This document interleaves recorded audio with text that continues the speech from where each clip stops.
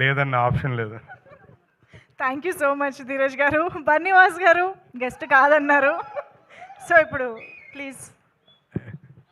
వాసు గారు ఇప్పుడు ఒక అగ్రెసివ్ స్పీచ్ ఇస్తారు. లేదు, no controversies, nothing, very cool.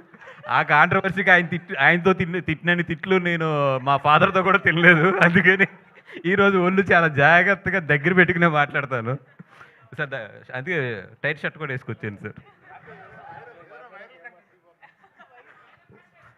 Viral ఇమ్మంటారు, మళ్ళీ ఆయన వైర్ పెట్టి కొడతారు తర్వాత. సో ఇంకొక అట్లీస్ట్ 4-5 నెలలు no virals, nothing, only viral ఫీవర్లు వస్తున్నాయి ఈ మధ్యలో. ఫస్ట్ ఆఫ్ ఆల్ ఈ సినిమా గురించి మాట్లాడాలి అంటే, దీక్షిత్ గారు నిన్న నైట్ అరవింద్ గారు అక్కడ ఎడిటింగ్ రూమ్లో ఉంటే లాస్ట్ హాఫ్ అన్ అవర్ వెళ్ళి నేను సినిమా చూడటం జరిగింది. అంటే సినిమా ముందు ఏంటి ఇవన్నీ ఇంకా చూడలేదు కాబట్టి దాని గురించి మాట్లాడతాం కన్నా కూడా లాస్ట్ హాఫ్ అన్ అవర్ నేను చూసింది అయితే నాకు ఆయన అయితే బ్రెయిన్లోంచి పోవట్లేదు లాస్ట్ నైట్. అంటే నేను బయటకు వచ్చిన తర్వాత మీ మీద ఎంత కోపం వచ్చిందంటే ఆ క్యారెక్టర్లోని, అంటే ఏసైనా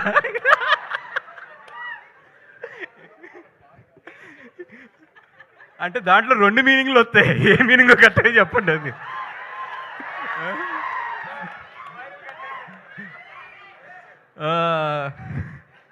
సరే సార్,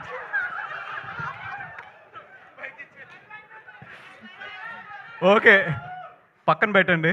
పెడితే సెకండ్ థింగ్, ఈ సినిమా దీక్షిత్ అంటే నేను చెప్పాను కదా అంత ఇంటెన్సిటీ ఉంటుంది లాస్ట్ నేను చూసిన హాఫ్ అన్ అవర్ అయితే. అది కాకుండా ఒకటే ఏంటంటే రష్మిక, మా గీతార్స్ గీత, అండ్ ఇప్పుడు భూమా. అంటే రష్మిక అనే కన్నా కూడా ఇండియన్ రష్మిక అంటాం కరెక్ట్ ఏమో, అదే కరెక్టా? Yes boss. అండ్ నాకైతే మాత్రం ఆ లాస్ట్ హాఫ్ అన్ అవర్ నేను చూసింది అయితే మాత్రం నిన్న నైట్ నుంచి కూడా నా బ్రెయిన్లోంచి అయితే పోవట్లేదు, అంత ఇంటెన్సిటీ ఉంది.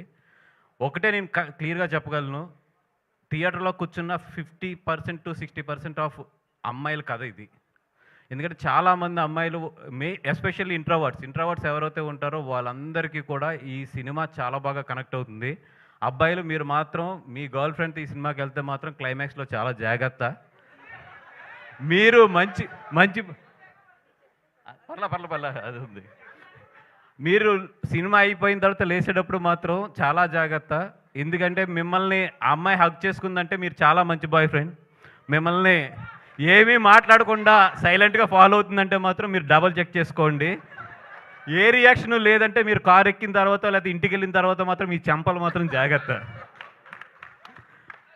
అండ్ ఒకటే ఏంటంటే, అమ్మాయి ఈ థియేటర్లోకి వచ్చేటప్పుడు అమ్మాయి ఎలాగైతే ఉంటుందో వెళ్ళేటప్పుడు అయితే మాత్రం అలా ఉండదు. సో బాయ్ ఫ్రెండ్స్ అందరూ కేర్ఫుల్, భర్తలు అందరూ కూడా కేర్ఫుల్ మీ భార్యలతో వచ్చినప్పుడు. అంత మంచి సినిమా. అంటే నిజంగా ఇంత మంచి పాయింట్ని, చాలా సెన్సిటివ్ పాయింట్ని టచ్ చేసిన రాహుల్ సార్.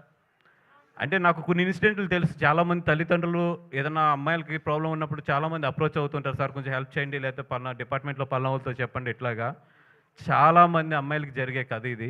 ఎవ్వరూ మనం బయటకు మాట్లాడిన కథ. ఆ కథతో రాహుల్ చాలా సెన్సిటివ్ పాయింట్ చాలా కమర్షియల్గా టచ్ చేసి చెప్పాడు. అండ్ నాకు ఎక్కడ విజయకం చూస్తుంటే కుళ్ళు వస్తుందంటే, అరవింద్ గారు నా కాంబినేషన్ ఎప్పుడు కూడా కమర్షియల్ సినిమాలు లేదా ఎంటర్టైన్మెంట్ సినిమాలు మిమ్మల్ని నవ్విస్తూ జాగ్రత్తగా మేము తీసుకుంటూ వెళ్తాం.